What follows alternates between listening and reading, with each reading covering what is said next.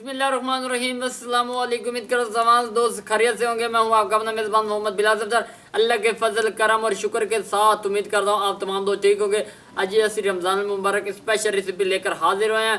काले सफ़ेद चने की काठिया वाली चाट विलेज होम तरीके नाल बना के भी खावांगे। बहुत ही मुख्तलिफ ना है पे डिफरेंट है पे तुसी सोच रहे हो सो और ये इतनी मज़ेदार और यूनिक है तैयार हो सी चाट।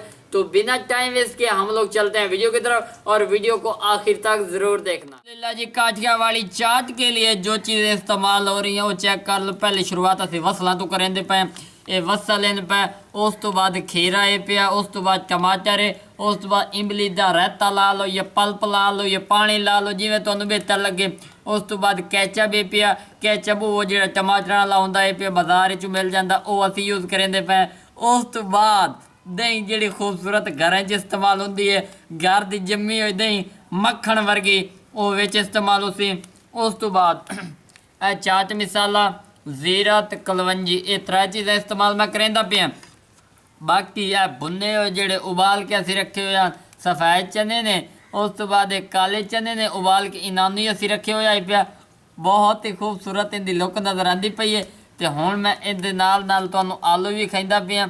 ये चेक कर लो ये उबले पे ने। हुण असी मिक्सिंग वाला और तैयारी वाला प्रोसेस तुहाडे को शेयर करेंगे। इंशाअल्लाह तुहानू मज़ा आएगा। वीडियो को आखिर तक ज़रूर देखना। काठिया वाली चाट इंशाल्लाह आप लोगों को पसंद आएगी। देख लो भाई काठिया वाली चाट जी है वो मैं मिक्स करन कर एक खूबसूरत जो डब्बा लै लिया।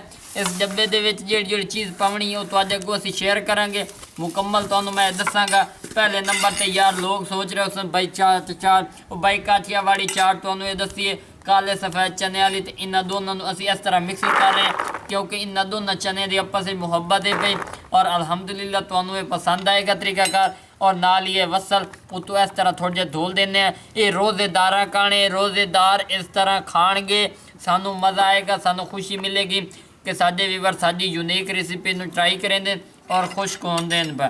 उस तो बाद आलू तुस देंदे पे हैं ये चेक कर लो। इस तरह तुम ये प्रोसेस इस्तेमाल करना है ताकि तुहानू फायदा पहुँच सके। ऐ नाल लगते चाट जीरा तो इन्हों दे थोड़ा जिहा छंडा सी उतों मार दिता है नाल। हुण मैं मुड़ टमाटर उतों पैंदा पिया।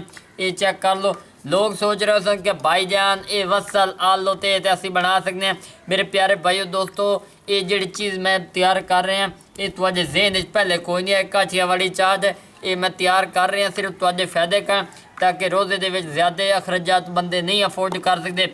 गरीब घराने वाले लोग ही होंगे ने कुछ साहबे तसाब ही होंगे जिन्होंने को ज़्यादा पैसा होंगे तो भाई जेडे गरीब होंगे असी उन्होंने गरीब गुरबिया कहानी चीज़ तैयार कर रहे हैं। असी भी अल्हम्दुलिल्लाह गरीब हैं लेकिन अपने आप के उत्ते कभी मान नहीं किया। कोशिश करें तुहाडे नाल अपनी लाइफ शेयर करूँ अपना हर तरह का माहौल शेयर करूँ।